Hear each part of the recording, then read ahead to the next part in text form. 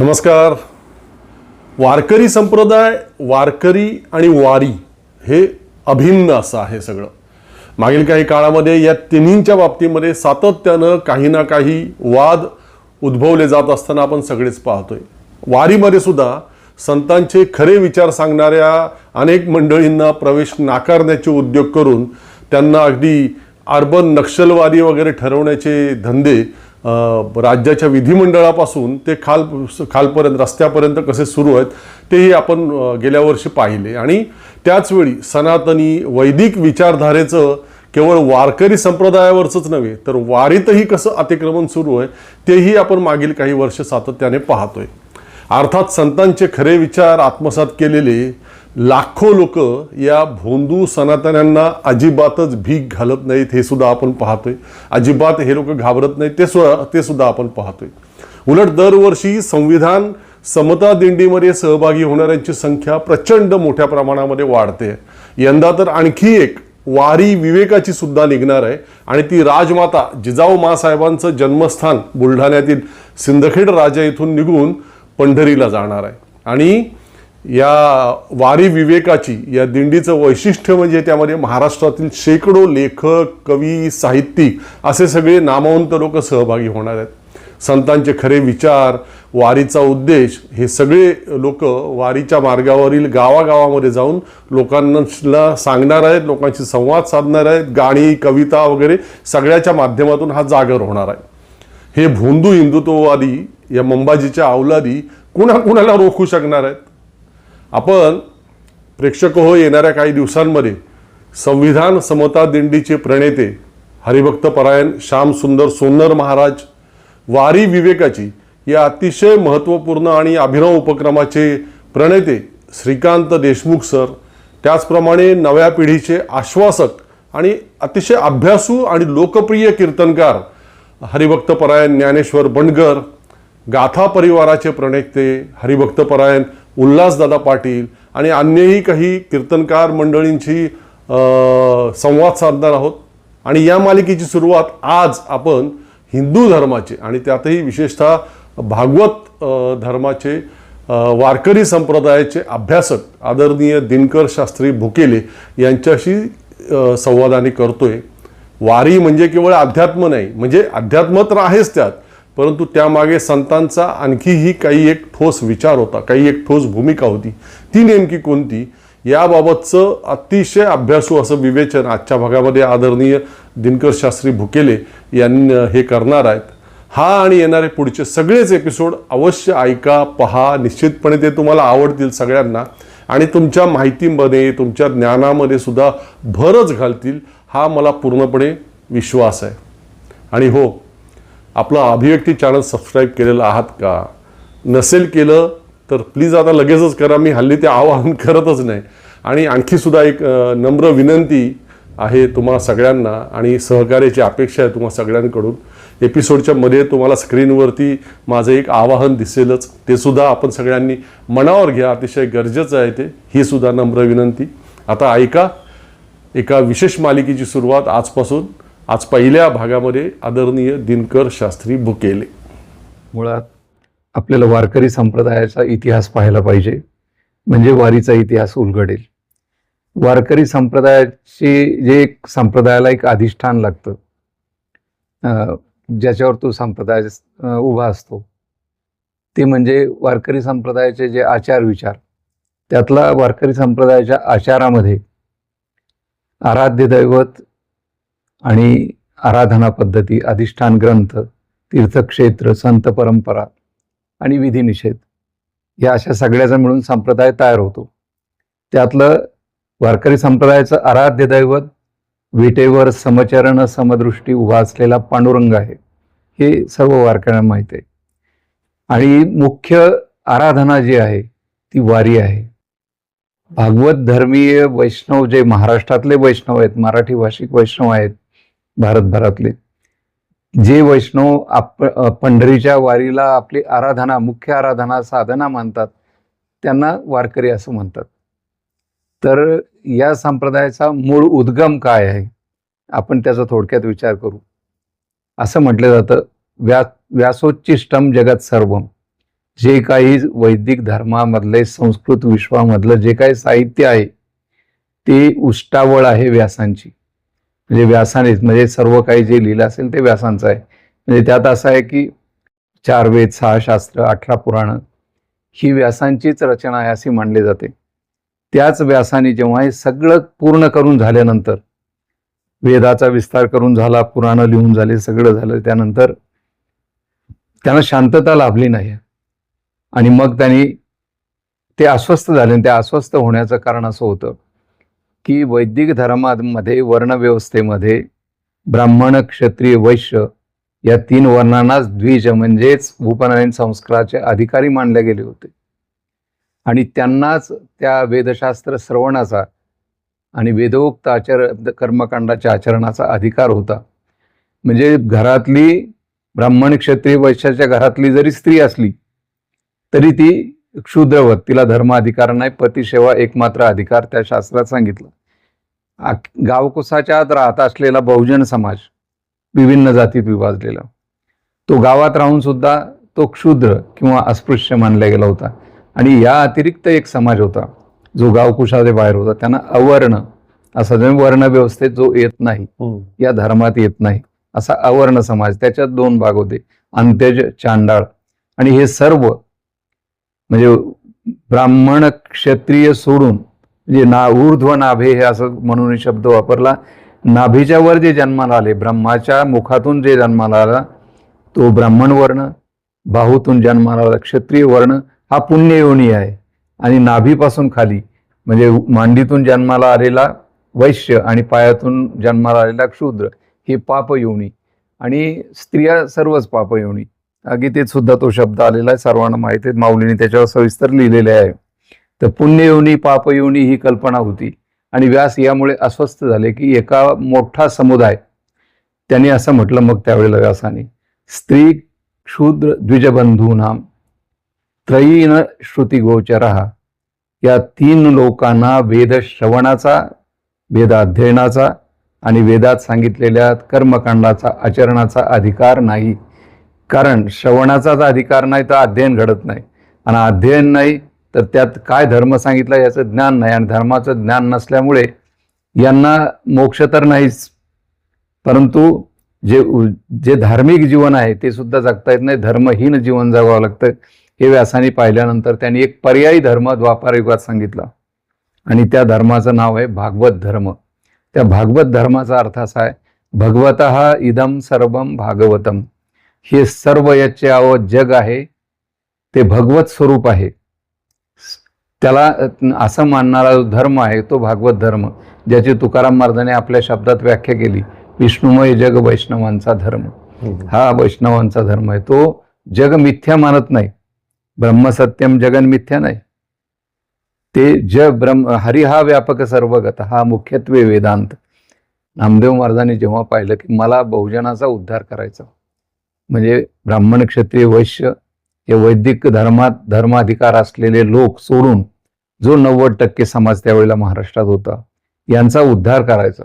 आणि यांचा उद्धार करायला मनोमार्गी होता कामा नये. मी मनाने एखादा धर्म स्थापन केला तर नास्तिक किंवा हे होईल. मग ज्याने वेदाचा व्यास केला म्हणजे त्यांच्याबद्दल तर कोणाला शंका येणार नाही. मग त्यांनी जो धर्म सांगितला भागवत धर्म, तो भागवत धर्म म्हणून नामदेव म्हणतात, आम्हा सापडले वर्म करू भागवत धर्म. आम्हाला एक वर्म सापडले बहुजनांना, स्त्री क्षुद्राती क्षुद्रांना, द्विजबंधूंना, की आम्ही आता भागवत धर्माप्रमाणे आचरण करू.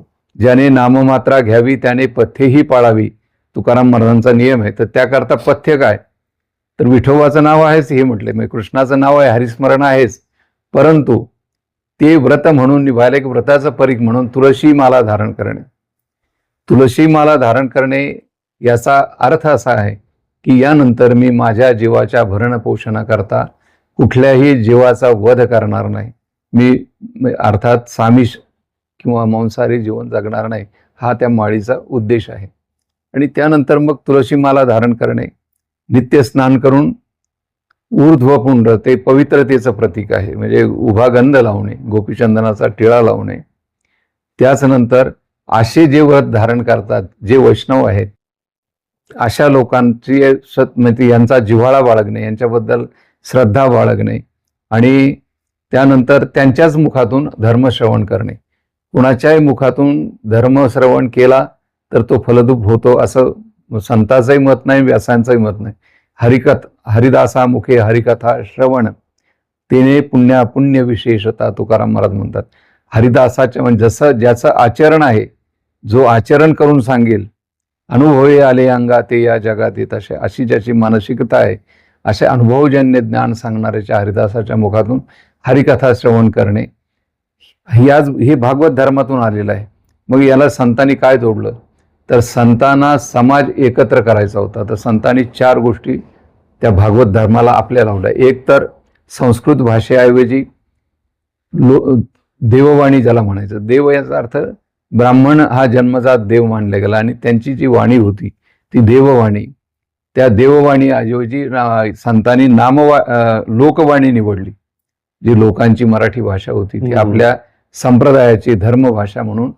आतापर्यंत संस्कृत अतिरिक्त होती म्हणून यांचा छळही झाला की धर्म प्रतिपादनाचा म्हणजे बोली भाषेला अधिकार नाही, तो फक्त संस्कृत भाषेतच झालं पाहिजे म्हणून नाथ महाराजांचा तर झालेला छळ एक मोठा इतिहास आहे तो वेगळा, की ज्याने मग त्यांनी संतांनी उत्तरही दिलं की संस्कृत देवानी केली आणि मराठी काय चोरापासून आली का, चोराने केली नाही, ही दोन्ही देवाच्याच आहेत वगैरे असं म्हणून त्यांचे धर्म मार्तंडाचे तोंड त्यावेळेस संत बंद करायचे. परंतु यांची संख्या कमी आणि त्यांची संख्या जास्त, त्यांच्या पाठीमागे राजसत्ता, इतर सर्व साधनं त्यांच्याकडे होते. त्यामुळे संतांना जो काही छळ सोचावा लागला तो इतिहास आहे सर्वांना माहीत. तर त्यांनी ती म्हणजे हा पहिली क्रांती, धर्म प्रतिपादनाला लोकभाषा निवडली. त्यानंतर त्यांनी लोकांना एकत्र करण्याकरता, तर हा धर्म जो आहे हा निरूपण करण्याकरता त्यांनी एक असं केलं की जे संतांच्या रचना आहेत या संतांच्या रचना गायच्या आणि गाऊन त्याचं निरूपण करायचं, म्हणजे भजनी निरूपण कीर्तन परंपरा ही फक्त वारकरी संप्रदायात आहे, इतर कुठल्याही मतपंथात नाही. ती एक भजनी निरूपण कीर्तन परंपरा केली. त्यावेळेला प्रश्न आला परत, व्यासपीठ ही पुराणिक लोकांची मक्तेदारी होती. व्यासपीठावर बसून तुम्ही स्त्री क्षुद्रांनी धर्म निरूपण करू नये. अगदी अलीकडपर्यंत ते मत आहे आजपर्यंत. आणि गोस्वामी तुलसीदासांनी ते स्पष्टच म्हटलंय की असे म्हणजे विजेतर लोक जर व्यासपीठावर बसून स्त्री क्षुद्रादी जर कथा निरूपण करू लागले तर यांना कुठला नरक देव देईल काही मला सांगता येत नाही. आज जे रामचरित मानस सगळा महाराष्ट्र ऐकतो रामायण म्हणून त्यातच आलेलं आहे.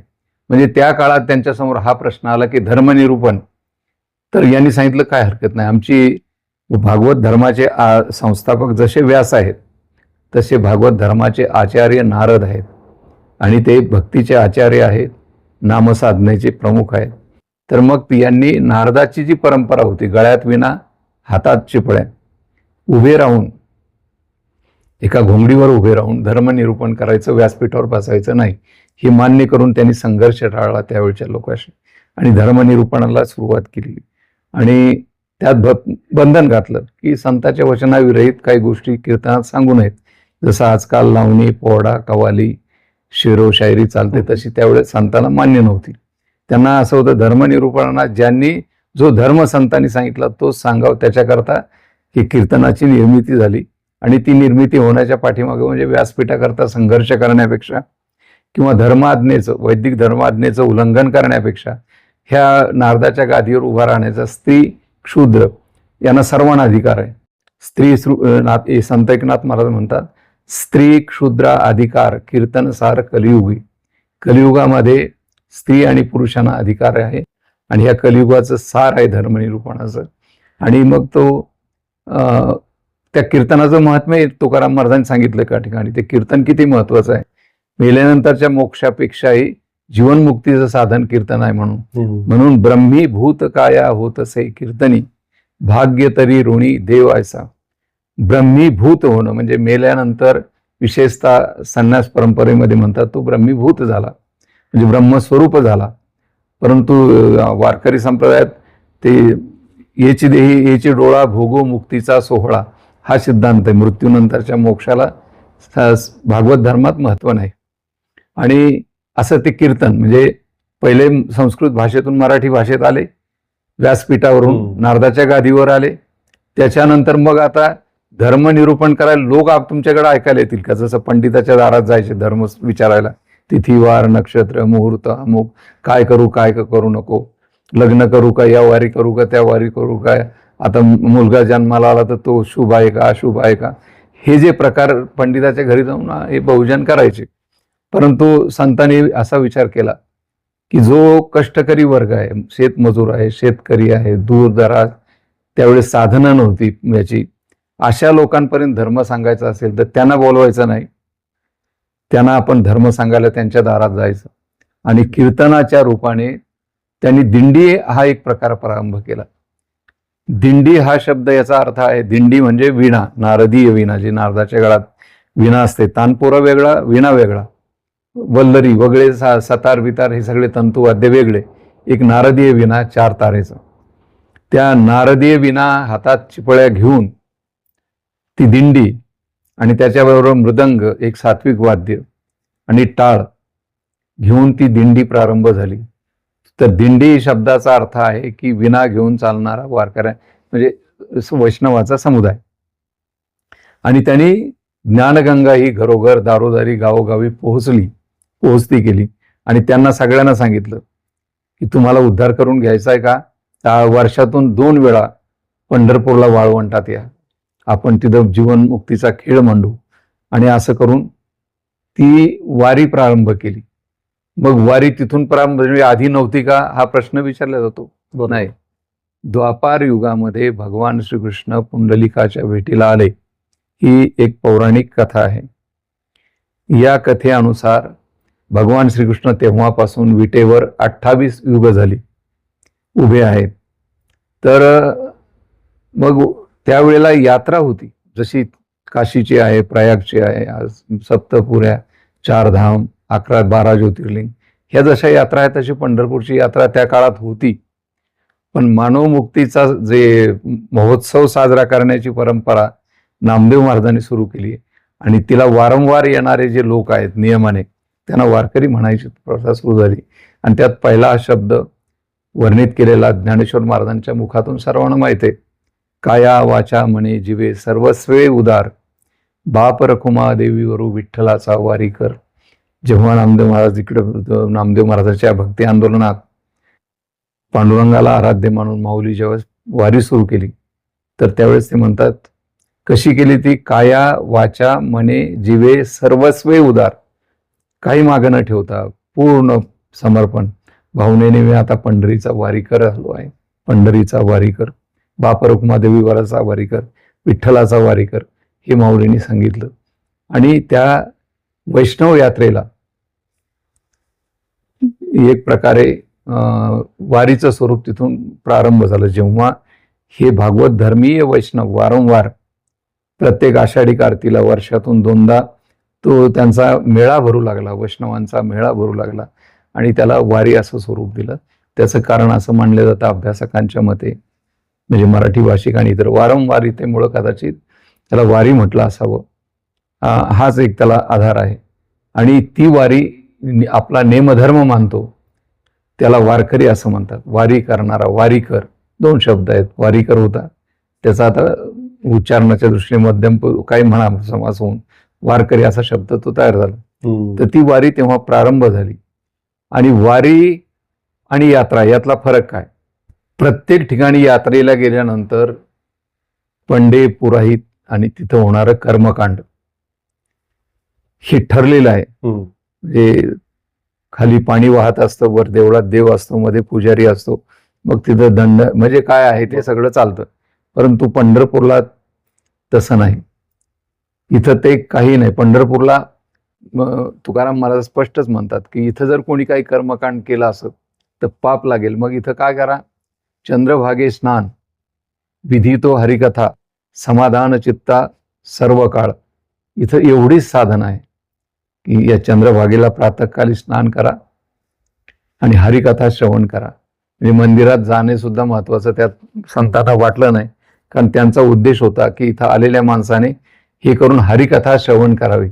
आणि ती हरिकथा प्रबोधन होतं, सामाजिक प्रबोधन होतं. आणि मग ते दर 6 महिन्याने की येऊन त्यांनी श्रवण करून जावं आणि ते बाहेर लोकांना सांगावं, हा त्या धर्मप्रचाराचा मोठा भाग होता.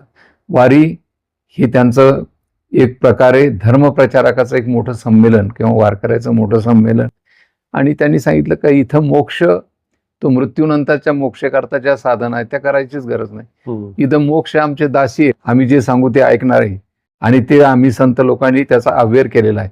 मृत्यूनंतरचा मोक्ष नको, मग मोक्षपदे तुच्छ केली या कारणे आम्हा जन्म घेणे युगावी. हरिनाम कीर्तन संतांचे पूजन घालीन लोटांगण महाद्वारी वगैरे संतांनी म्हटलं की आम्हाला पुन्हा जन्म घ्यायचा आहे, म्हणून आम्हाला मोक्ष नको.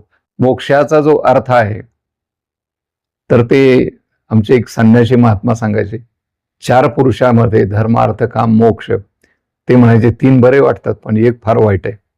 कारण तिथं जीवित्वाचाच नाश होतो, पुन्हा जन्म नाही मरण नाही. आणि जन्म नाही म्हणजे सत्संगती नाही, जन्म नाही म्हणजे कुठला आनंदही नाही. आणि मग आपलं स्वतःला नष्ट करायचं, ते म्हणायचे की मृत्यूनंतरची एक आत्महत्या आहे. तर म्हणजे ते असे त्या मोक्षाची हे करायचे व्याख्या. वैष्णव साधू होते, वैष्णव परंपरेत याला त्या मृत्यूनंतरच्या मोक्षाला महत्वच नाही. तर पंढरपूरला मोक्षासाठी नाही, ते तिथं असं आहे की बिना योग करता समाधी लागते, बिना ब्रह्मज्ञानाशिवाय मोक्ष प्राप्त होतो. इतरत्र शंकराचार्य वगैरे म्हणतात ब्रह्मज्ञानाशिवाय मोक्ष होत नाही. आणि मग ब्रह्मज्ञानापर्यंत यायला काय काय लागतं, तर द्विज कुळात जन्म पाहिजे, म्हणजे ब्राह्मण कुळात विशेषतः. त्यानंतर त्याचा 8व्या वर्षी उपनयन संस्कार झाला पाहिजे. त्या बटूने मग नंतर गुरुग्रही वास केला पाहिजे, वेदशास्त्र अध्ययन केलं पाहिजे, त्यातून ब्रह्मज्ञान प्राप्त केलं पाहिजे. ब्रह्मज्ञान प्राप्त करून वयाची जर 75 उरणता आली तर त्यांनी संन्यासाश्रमात प्रवेश करून आत्मचिंतनाने मृत्यूनंतर त्याला मोक्ष होतो.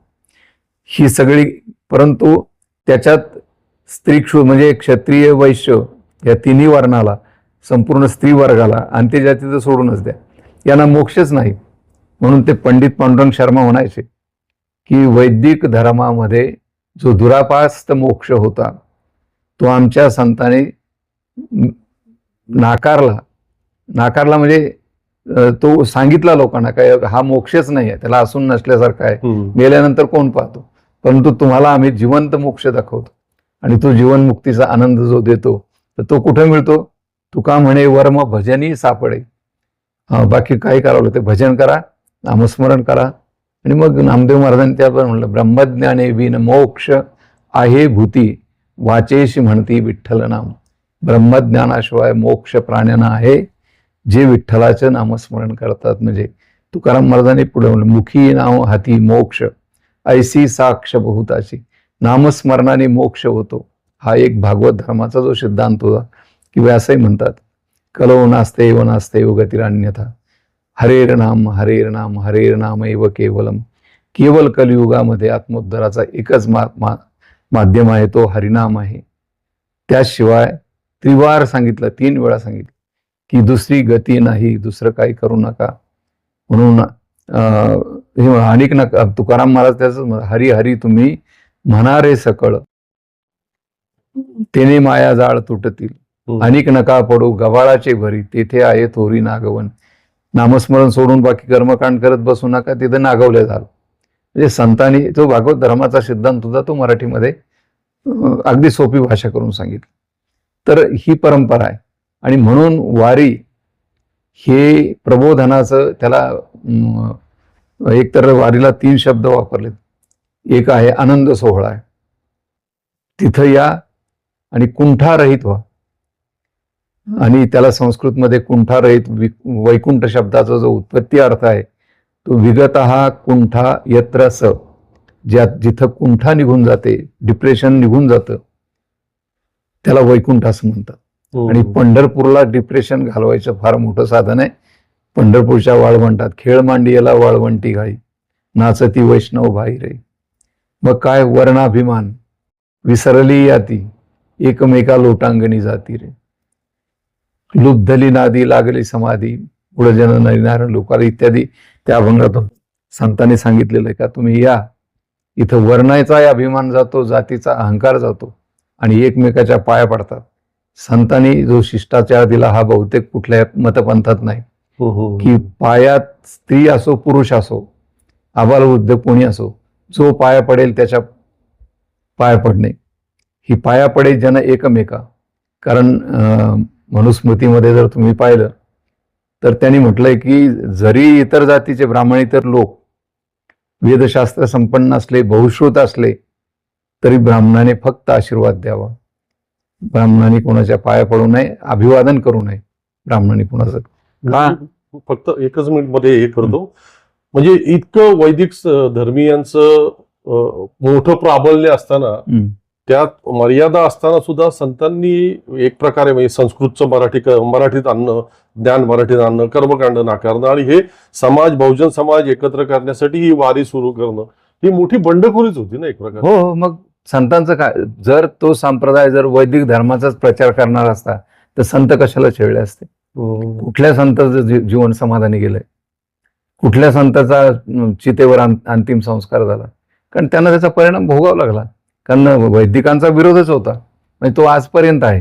त्या छळवादातून बहुजन समाजाची मुक्तता करण्यासाठीच ही सगळी पावलं होती. ज्यांना धर्माचा अधिकार नव्हता त्यांना धर्म देणे आणि धार्मिक करणे, आणि त्यांना सदाचार संपन्न करणे, आणि त्यांचा जो आत्मभान दास म्हणून, गुलाम म्हणून, किंवा ज्याला पापयोनी म्हणून, नीच म्हणून जो काही त्यांचं हे केलं होतं, का एकच तुम्हाला जगात काही दुसरा अधिकार नाही, धर्माचा अधिकार नाही, अर्थाचा अधिकार नाही, काम तुमचा त्याच्यावर तुमच्या इच्छेवर नाही, तो त्यावर धर्म मार्तंडाच्या इच्छेवर पूर्ण होईल, मोक्ष तर नाहीच.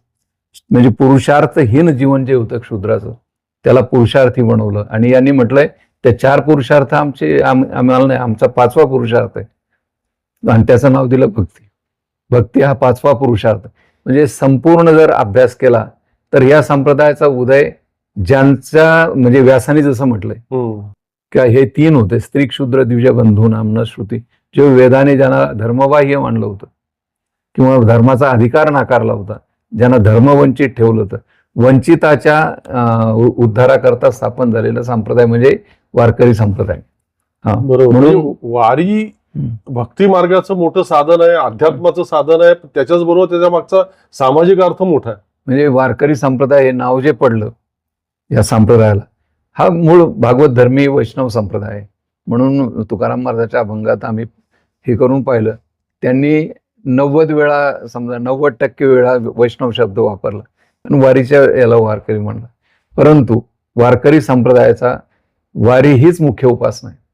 वारी हे अनुष्ठान आहे, निष्काम भक्तीचं अनुष्ठान आहे, की नाही देवाला देव सुद्धा मागायचं नाही, देवाला देवाचं प्रेम मागायचं, आणि देव संताचं नाम उच्चारण करत जायचं, की जे पापनाश होतो निरोबराय म्हणतात, जाती संताची या जपे, का जे पापकर्म असेल तर संत म्हणून हे एक नाम उच्चारण करायचं, एकत्र चालायचं. जे एकत्र मेळ करणे, एक काळी त्या काळात ते पाप होतं, आपापल्या पायरीने राहावं, हा जो त्या काळात पायरीवाद होता वैदिक धर्मातला, तो यांनी इथं मोडीत काढला. आणि एवढाच नाही काढला तर त्याच्या पुढचं त्यांचं, म्हणजे संस्कृत भाषा सोडून मराठी, बरोबर व्यासपीठ सोडून उभं राहून कीर्तन, त्याच्यानंतर समुदायाने एक दिंडी, जी कुठल्याही बाकी इतर धर्मात नाही, नवीन दिली त्यांनी. त्याच्यानंतर चौथा दिला काला, एक अखंड हरिनाम सप्ताह परंपरा. तर सप्ताह परंपरा व्यासांच्या भागवत कथेत होती, म्हणजे थोडक्या होत, परंतु काला कुठंच नव्हता. मग यांनी काय केलं, त्या काल्याला आधार काय घेतला, कारण लोक मनोमार्गी म्हणतील ना यांना मनाने केलं. मग भगवान कृष्णाने जे गोकुळामध्ये गोपालन करताना आपल्या शिदोरी आणली सवंगड्यानी, आणि ती एकत्र केली, आणि एकत्र करून ते खायचे. का तर कोणाच्या घरात काय आहे आणि कोणाच्या घरात काय शिजलंय ते काय नाही पाहायचं, सगळ्यांनी एक करायचं, एक म्हणून खायचं. तर त्या कालेचं स्मरण म्हणून काला सुरू केला. म्हणजे लोकांनी विचारलं हे काय लावलं तुम्ही, भगवान श्रीकृष्णाने जे गोकुळात चरित्र केलं ते त्याचं आम्ही हे करतोय, आणि म्हणून तो काला सुरू. बरं, काला सुरू करताना असा केला, दही भात काला, तो एका मडक्यात भरायचा आणि तो वर टांगायचा, आणि ते पुन्हा त्या काल्याचं कीर्तन करायचं. पण त्याला बंधन आहे, चरित्र ते उच्चारावे देवे केले जे गोकुळे. ते कुठलंही चरित्र सांगून चालत नाही, रासलीला नाही सांगायची तिथं. हम्म. आता जसं ते तमाशा चाललाय आपल्या कथा मंचावर, तसं ते काय नाही करायचं. तर तुम्ही ते उच्चारावे, चरित्राचं उच्चारण करावं. तिथं कृष्ण आणून राधा आणून नाचवायचे नाही, तर चरित्र ते उच्चारावे. देवे केले जे गोकुळी, जे कृष्णाने गोकुळात चरित्र केलं गाई राखताना गोपाळाबरोबर, ते चरित्र उच्चारण करावे. आणि तो काल्याचा मग तो कीर्तनकाराने ते फोडायचं आणि फोडून तो काला एकमेकाच्या मुखात भरवायचा, वाटायचा नाही. बरोबर. एकमुखाच्या कालात भरवायचा आहे अनेक अभंगात त्यांनी सांगितलं. म्हणजे कोणतेही भेद मानायचे नाही. आणि तिथं तुकाराम महाराजांनी पुढे म्हटलंय, मी तो परवाचा अभंग टाकलाय बघ. कालिया पे भेद मानिता क्षोत्रियाशी जोडे अंत्यजता. एखादा त्या वेळेला त्या कीर्तनात जर क्षोत्रिय ब्राह्मण म्हणजे यज्ञ याग सर्व विधी जाणणारा वेदशास्त्र संपन्न ब्राह्मण असला आणि तो जर असा म्हटला का नाही तो दलित आहे, तो अंत्यज आहे, हा क्षुद्र आहे, हा वैश्य आहे, असा जर त्याने भेद केला आणि अस्पृश्यता मानली तर तो अंत्यज होतो. त्याला अंत्यज मानायचं. म्हणजे असा भेद करणारा कालिया पे भेद मानिता क्षत्रियाशी जोडे अंत्यजता. त्या क्षत्रियाला अंत्यजत्व म्हणजे त्याची तो इतका हीन आहे, अंत्यजापेक्षा हीन आहे असा त्याचा दंड घातला. आणि हे बोलणं त्या काळात बरोबर आज बोलता येत नाही. आता जीभ कापण्याची, आता ते बाळू खरातनीमध्ये टीव्ही टाकलं की मी तर असं तर डांबर नाही होत जीभ कापली असती. तर या असं काय बोलणाऱ्याची आता जीभ कापायची त्यावेळेला काय असेल. पण संतांचं काय ते शूर होते, बळी होते आणि ते बोलले तुकाराम महाराज.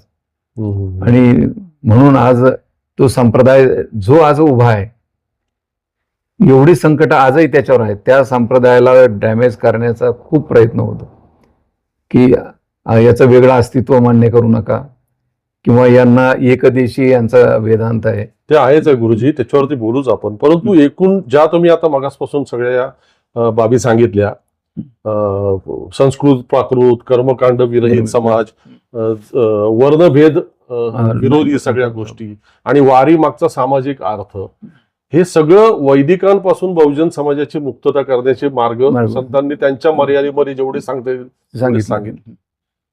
मग हे कुठे असं काही बिनसलं की हा मूळ उद्देशापासून या समाज बाजूला जायला लागला किंवा आपला मूळ उद्देश काय होता त्याच्या थोडस विस्मरण व्हायला लागलं? हा, त्याच्यात काय झालं की जो पहिला समाज म्हणजे की क्षुद्राच्या दानदक्षिणेवर समृद्ध जीवन जगणारा एक समाज होता आणि ती दानदक्षिणा मिळवण्याकरता असा भ्रम तयार करावा लागतो. म्हणजे पुराणाचं प्रत्येक अध्यायाच्या शेवटी हे करा. आता अधिक मासाची पोथी वाचली तर तुमच्या लक्षात येईल काय दान करा म्हणजे सर्वस्व दान करा. आणि म्हणून एवढंच नाही, तो म्हणतो हे जगच त्यांचं आहे, त्यांच्या कृपेने चाललेलं आहे, तुमचं काहीच नाही, क्षुद्राचं आणि बहुजनाचं. अशा एक त्यांच्या डोक्यात तो बसवलेला होती कल्पना. पुढं काय झालं की जेव्हा हे वारकरी संप्रदायाचं आंदोलन सुरू झाल्यावर समाज बाहेर पडतो की काय, आणि ही जी व्यवस्था आहे, उच्च नीच व्यवस्था आहे, ब्राह्मणाला देव मानण्याची व्यवस्था आहे किंवा त्याच्यातून मिळणारं जे धनद्रव्य आहे, याच्यावर काही बाधा येते का. म्हणून असा सर्वच त्यात ब्राह्मण समाज तसा नाही की जो उद्योगी शिकला, आता काळाचा बदलला बरोबर, त्याच्यातही पण त्याच्यात 10% का राहत नाहीत. एक तो प्रकार आहे 10%. आणि या ज्यांना या व्यवस्थेमुळे आपली सत्ता काबीज करता येईल तो एक नवीन वर्ग तयार झाला. म्हणजे मूळ खरा आता धर्ममार्तंड म्हणता येईल किंवा कर्मकांडी असे फार लोक कमी राहिले बरोबर, किंवा ह्या वृत्तीचे लोक पण कमी राहिले, कारण तो समाज आता बाहेर त्यांनी जग पादाक्रांत केलं, त्यामुळे तो नाही राहिला. पण आता भीती कुठं आली, त्यामध्ये आता काही असे विद्विष्ट लोक आले की पैसा घेऊन आले आणि वारकरी संप्रदायामध्ये जो उपेक्षित समाजातून जो वर्ग येतो आणि कीर्तन करतो आणि त्याला मग ती अचानक त्याला सगळी महान मान्यता हे होतं. आणि मग त्यांनी ब्राह्मण पुरोहितांनी जे शोषण केलं, त्यांनी मंत्रपाठ केले, कर्मकांड विधी शिकून समजा त्याच्या नावाखाली पैसे कमवले. पण यांना त्याहीपेक्षा सोपं आहे की आता उभं राहायचं आणि लोकांना हसवलं, फक्त म्हणायचं अभंग संताचा घ्यायचा, नंतर त्याच्यावर समजा आयोजन केलं, ते चाला अर्धा तास, ते आयोजन करणार अर्धा तास, आई बाप थोडंसं काही सांगता आलं तर गाय, आणि त्याच्यावर मग मध्ये लोकांना हसवलं की होतं, म्हणून तो एक असा वर्ग तयार झाला. आणि तो त्यांना संतांच्या विचाराशी आता काहीच घेणं देणं नाही. म्हणजे त्यांना फक्त टिळा टोपी माळा देवाची गबाळे वागविती ओंगळे पोटासाठी हे जे संतांनी म्हणून ठेवलंय, म्हणजे आपण आता ते म्हणून ठेवलंय त्यांनी, पण आता उच्चारण करायला सुद्धा भीती वाटते.